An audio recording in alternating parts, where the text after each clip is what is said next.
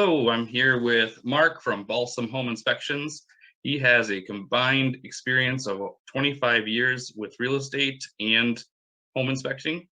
Um, Welcome, Mark. Thank you for coming on. What would you say the main things you look for when you show up to a house to do a home inspection? Well, Ben, as you know, you've been in several of these inspections with me. Safe, sound, and secure are the big things. When I say safe, sound, and secure, I'm talking about electrical issues, plumbing issues, foundation issues, roof issues. The big safe things. Of course, we go through the whole house, room by room, step by step, but we look for the big safe, sound, and secure things because, as a buyer, you want to know that the foundation isn't going to crumble on you, or something like that. Right. So, safe, sound, and secure is the three big words that we use, and most electrical, plumbing, foundation, roofing, siding falls under that. So, Sure. okay. Great. So what's the biggest advantage for a buyer to have a home inspection?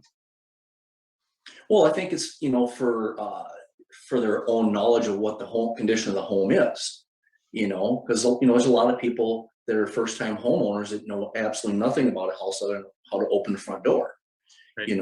So I try to take as much time with a first-time homeowner as a veteran homeowner, showing them things like water heater, how to shut the power off, how to turn the water off, and stuff like that, So I just, try to keep that in my routine for first-time people and veterans,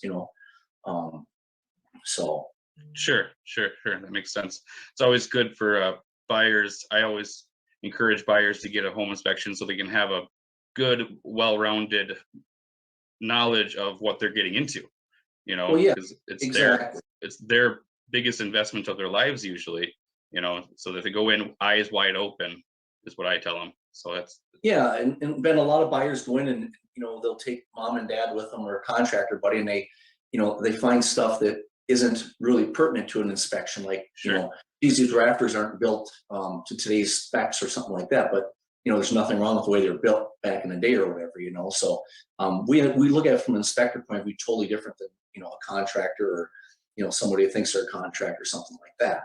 Sure, that makes sense. Because What are the most common things that you call out on an inspection? Like, what are the most common issues that you would see? Well, again, as you know, you've been on a lot of these inspections with me. Smoke detectors and carbon monoxide detectors. I see so many of those in homes that they're either there and not working, or they're just not there at all. Right. So, and some people think that if you have a wood stove, you don't need to have a carbon monoxide detector. Well, that's not true. It's just like having a propane stove. You got to have one.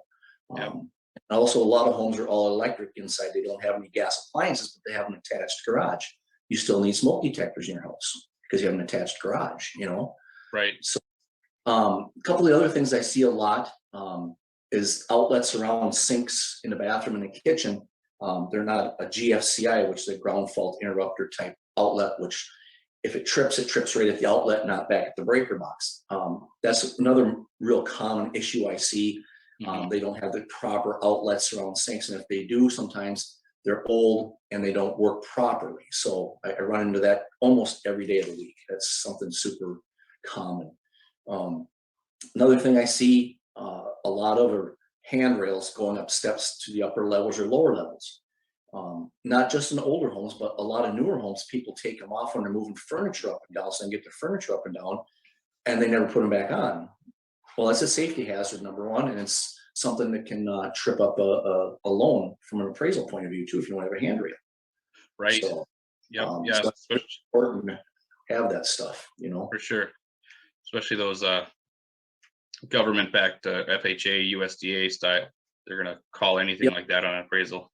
Yep. Yep, Right. exactly. That's one of the top things on their list when I go through like handrails and GFCI outlets, stuff like that. So, And you know a lot of that from your experience in real estate.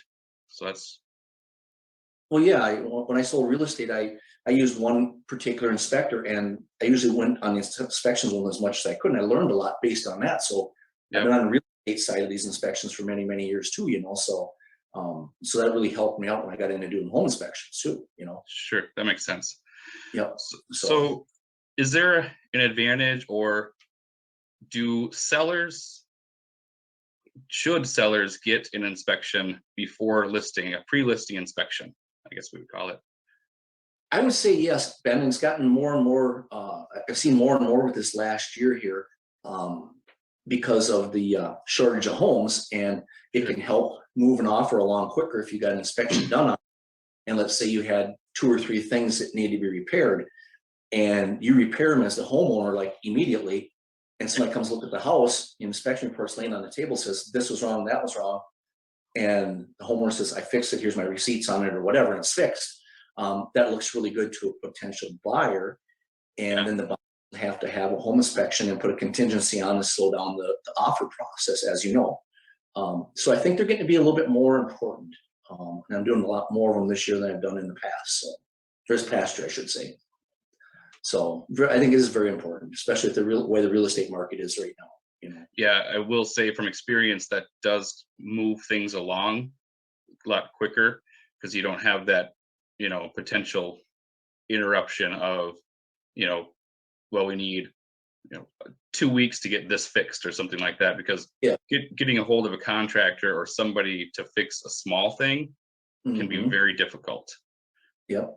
So, if the homeowner has the inspection, pre-inspection done, well before they list, let's say a month before they list, it gives them time to get a contractor and get the repairs needed, Right. And that's kind of what people have been doing, and then just, it helps sell the house. I mean, buyers can definitely have their own inspection if they want to too, but Sure. It just takes a little pressure off of a potential buyer, Well, and then the seller's not caught off guard when an inspector does find something wrong. And more often than not, I mean, there's always something there's always something. Even in these newer houses, Ben, there's something, Right. and you just have to expect that. So. Right. So that's a good thing for sellers to know, that they can have an pre-listing inspection. Yep, So, absolutely. Yep. And it's the same inspection I do for a buyer after an offer. It's the exact same process. The same things get examined and checked and looked at, same form. They use the same inspection form on it and everything. So nothing changes other than it's done, pre-list instead of post-list, type of thing. So. sure. Well, that makes sense. Awesome. All right. Well, that'll call it for this morning. Thank you, Mark, for joining us. Again, Mark's from Balsam Home Inspections.